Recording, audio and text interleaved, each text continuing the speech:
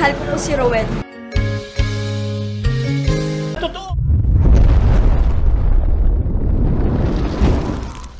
Yun guys, magandang araw po sa inyo lahat at samahan ninyo guys na gumawa ng video reaction syempre dito sa napakaganda at talagang umaangat no ang kanyang YouTube channel dahil maraming nag-PPM sa akin, maraming nagme-message about dito sa success ni Rachel Morales, although hindi pa naman sasabi nating success talaga no, pero doon na patungo. Kumbaga doon na patungo kasi marami nagtatanong sa akin na kung kaya na bang mayaman na ba si Rachel, kaya na ba niyang bumili ng sasakyan, no? So I think kaya naman yan guys, pero hindi ngayon, no? Pero syempre yung iba siguro ano lang sila, naku-curious lang sila, no? Syempre dahil nakita nila na talagang lumalaki yung YouTube channel nila. Pero ngayon, actually guys, kung titingin at magbe-base dito tayo sa data analysis dito sa Social Blade, talaga masasabi mo na paangat pa lang siya. Hindi mo pa masasabi na nandun pa siya talaga sa pinaka-peak. Pero I'm hoping na maabot niya yun, no? Ako, I'm hoping kahit kalahating milyon na subscribers, I think kayang-kaya naman ni Rachel yun. At hindi ako magtataka kung maging success tong batang to dahil talagang napakagaling niya, no? She's very beautiful, very smart, no? At talagang mabait sa kapwa-tao. Yan yung nagustuhan ko kay Rachel Morales. Isa sa mga beneficiary ni Kalinga Prab, no, na talagang mapapahanga ka. Syempre shoutout mo natin si Kuya Bal Santos Matubang, Ate Edna, Kalinga Prab at Ruel of Malalag, of course, yung lagi sa kanya, naka-guide, no? At si Kalingap Edu at si Kalingap Dan. No, pero syempre guys, ito sa YouTube naman kasi dito pag nag-YouTube ka talagang dollars yung kikitain mo. At magkano ba ang kinikita ni Rachel Morales pagdating dito sa vlogging? Dito sa kanyang YouTube channel.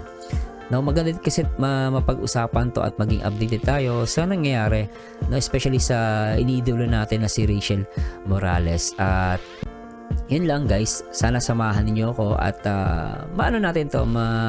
ma-analyze natin, no, itong kanyang YouTube channel pamamagitan ng data analysis. Syempre kung gusto ko palang i-congratulations si Rachel Morales dahil meron na siyang first pabahay kasama yung kanyang tito, no?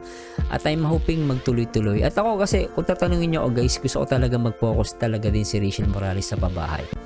Like what happened kay Kalinga Prab, no? Naging success yung kanyang pabahay program. No, hindi naman masama gumaya yung ganung style. Kasi para sa akin kasi maraming taong mahihirap, Umaabot ng 14 million ngayon ang walang bahay o mahihirap na tao sa Pilipinas. So karamihan diyan guys talagang nasa sabi nga nila, nasa laylayan, 'di ba? And because of vlogging, malay natin guys, because of dito sa pinasok ni Rachel Morales, maging successful siya. No, at although maraming kumukuha sa kanyang tawag dito, yung modeling, no? So yun, i-discuss ulit natin yun at abangan natin guys yung magiging balita doon. So anyway, no, Skyway, tingnan natin guys, puntahan na natin, no? So dito sa Social Blade, so ngayon merong 34 uploads si Rachel Morales sa kanya YouTube channel. Meron siyang 163,000 subscriber at meron siyang 4.4 or 4.5 million, more than 4.5 million or yan. So based dito sa Social Blade, no. So talagang guys, malaki yung views niya ngayon, At sa rank ng buong mundo, meron siyang 179, nasa rank siya ng 179 to 184. No, rank buong na yan guys, buong social media na yan, buong mundo. No, so talagang napakagaling. And then sa subscriber rank naman nasa 2,165, not bad, no. Sa million ng YouTuber sa buong mundo no, pero talaga masasabi mo na talagang na siya, umahataw na yung video niya. And then videos rank nasa 1.5. So 1 billion, 1.5 billion. Hindi, 1.5 million, sorry guys, sorry po. 1.5 million. Ngayon, yung sa subscribers niya umaabot ng 15,000, yung pinakamataas, no. Pero 15,000 for the last 30 days. Ibig sabihin for 30 days, nagkaroon siya ng 15,000 subscriber. Kaya lang right now, merong bumabawa siya ng 23.8%. So, bumaksak siya ng 23.8%. So, although okay lang yan, no? Ngayon, sa estimated monthly naman earnings niya, nag-range siya ng 487 to 7,800. So, estimated lang guys, hindi yan yung pinaka no? So in total views niya ngayon as of August 18, no, mayroon siyang 1.9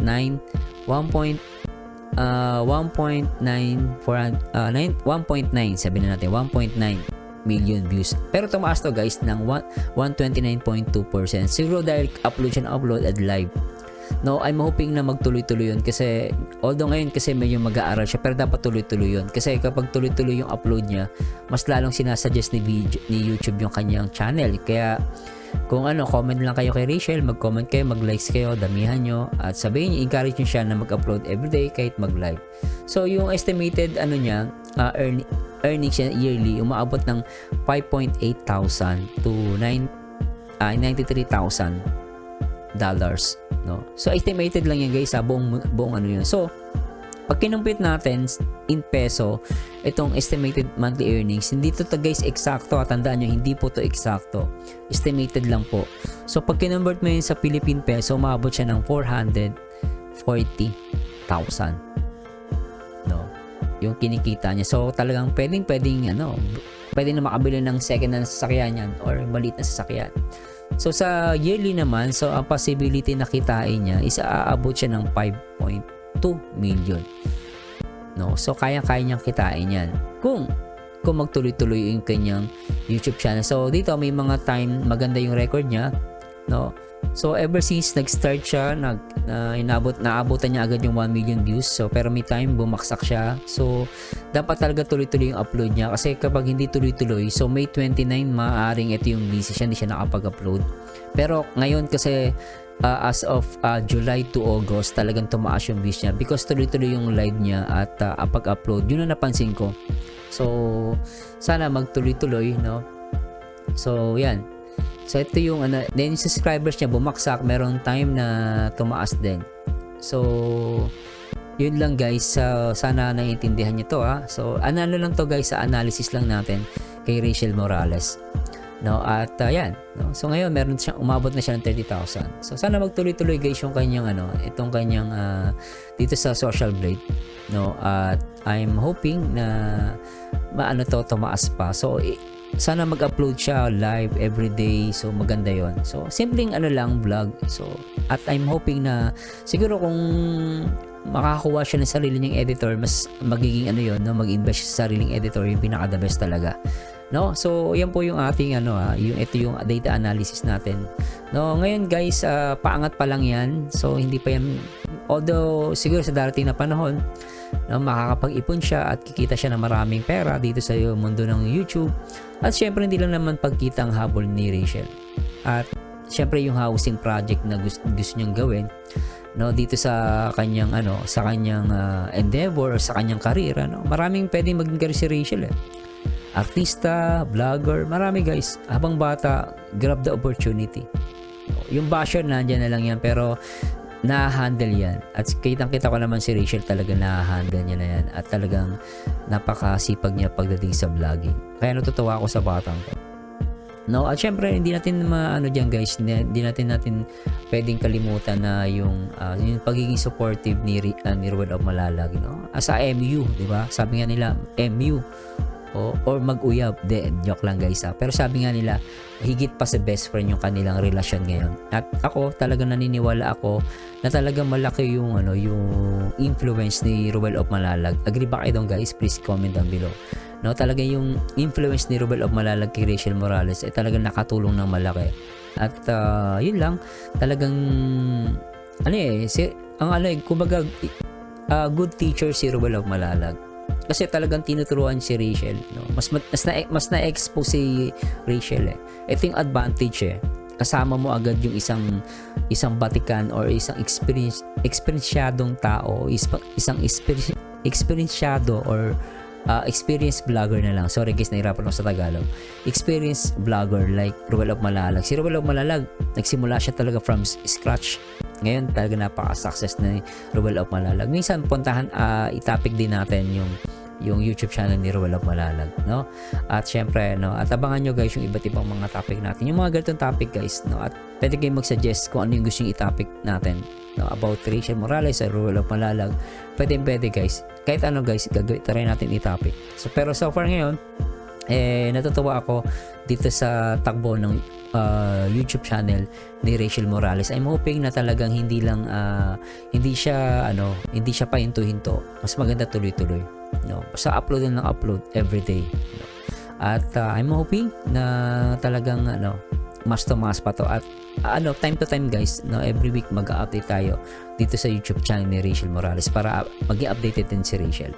No, anyway guys, this was nyo guys, samahan nyo dito guys sa next video reactions, and to God be the glory guys. Bye-bye. Hindi mo pinapansin, hindi ako nagagalit sa'yo, pagkat alam ko na ang iyong damdamin para sa'kin. Hindi mo lang alam ang aking nadarama pagkapiling ka, honey. Ikaw na lang ang katabi buong gabi, o pwede tayo magbabaga-baga na lamig, o magdamag na gas, hindi buong gabi. Sarap ka dali, ikaw na lang ang katabi buong gabi, o pwede tayo magbabaga-baga na lamig, o magdamag na gas, hindi buong gabi. Sarap ka dali, ikaw na lang ang katabi buong gabi, o pwede tayo magbabaga-baga na lamig, o magdamag na gas, hindi buong gabi. Sarap ka dali, ikaw na lang ang katabi buong gabi, o pwede tayo magbabaga-baga na lamig, o magdamag na gas, hindi buong gabi. Sarap ka dali, ikaw na lang ang katabi buong gabi, o pwede tayo magbabaga-baga na lamig, o magdamag na gas, hindi buong gabi. Sarap ka dali, ikaw na lang ang katabi buong gabi, o pwede tayo magbabaga-baga na lamig, o magdamag na gas, hindi buong gabi.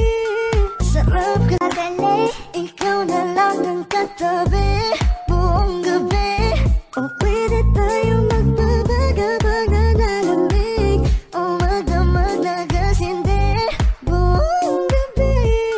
Sarap ka dali, ikaw na lang ang katabi buong gabi, o pwede tayo magbabaga-baga na lamig, o magdamag na gas, hindi buong gabi. Sarap ka dali, ikaw na lang ang katabi buong gabi, o pwede tayo magbabaga-baga na lamig, o magdamag na gas, hindi buong gabi. Sarap ka dali, ikaw na lang ang katabi buong gabi, o pwede tayo magbabaga-baga na lamig, o magdamag na gas, hindi buong gabi. Sarap ka dali, ikaw na lang ang katabi buong gabi, o pwede tayo magbabaga-baga na lamig, o magdamag na gas, hindi buong gabi. Sarap ka dali, ikaw na lang ang katabi buong gabi, o pwede tayo magbabaga-baga na lamig, o magdamag na gas, hindi buong gabi. Sarap ka dali, ikaw na lang ang katabi